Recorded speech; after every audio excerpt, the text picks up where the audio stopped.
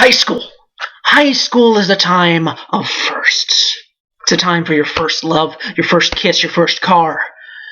Your chance to get in a first fist fight to prove that you're a man. And most importantly, it's the first chance you have to play high school football. What's so great about high school football? Well, let me tell you my story as a high school football player. I wasn't very good. In fact, I played 3 years of high school football without even having any athletic ability whatsoever. Had none. Didn't even have the brains for the game. But you know, I was spurred on by one man. I remember my first day of practice. I walked out onto that practice field. We had a track going around the football field. This was at Leto High School in Tampa, Florida. I was a 15-year-old nothing.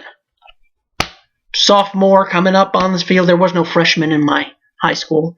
And I walked out there, and there he was. There he was, riding a Harley around that track. He was head coach Alex Albert. Head coach Alex Albert, who looked like he spent his time all in the gym. Jacked up the shit, looked great.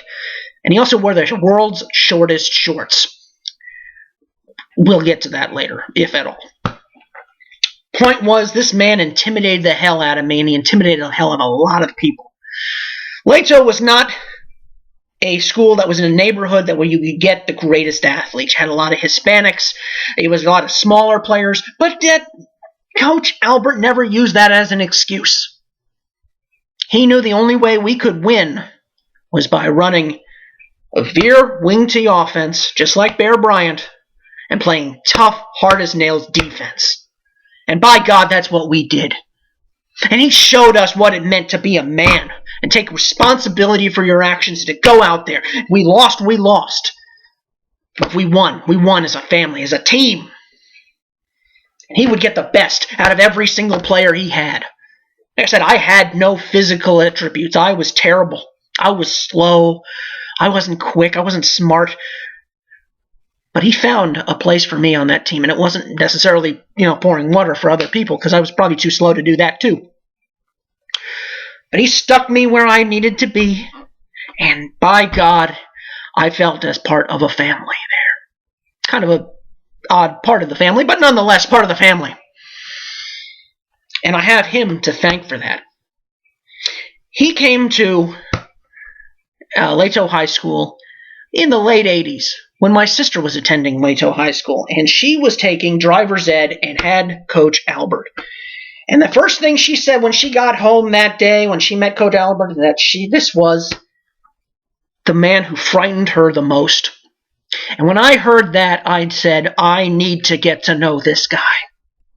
He scared the hell out of my sister, which is something I could never do. So, when I got to high school, the man I had to meet first at Leto was Coach Albert. And by God, I did. And I'm sure I disappointed him a whole lot over 3 years. But he stuck with me, and I stuck with him. And I won't say that we were close. I wasn't one of his best players. I'm not one of the guys he had to lean on. But I was there. Maybe usually just to get stuck in the mud. But nonetheless, I was there. And I don't know if I've ever said this. I don't know if he's ever heard this. But I thank him for me growing into the man that I have. I'm a responsible person. I don't take crap from people. And I look to the future. All thanks to you, Coach Albert. If you're watching this, I know Coach Albert went on to coach at Minerva High School up in Ohio near Cincinnati. I hear that he's a assistant principal somewhere up there. If you know Coach Albert, feel free to write down right here and get him to watch this video, because I want him to know what he meant to my life. If I was half the man that he was, I would go on up there to Ohio and find him. It was really interesting. That first time I saw him, he was the renegade, the rebel, the big-time football coach. But he had a kid later that year, and by the time I graduated, he was driving the minivan had the kid and his wife and everything together. It was really an interesting. He grew with us, and we evolved together, and we were a family. And I thank you, Coach, for letting me be part of that family. Now, I'm going to go out there and move those chains like I always do. And I will see you on the next Football Memoirs.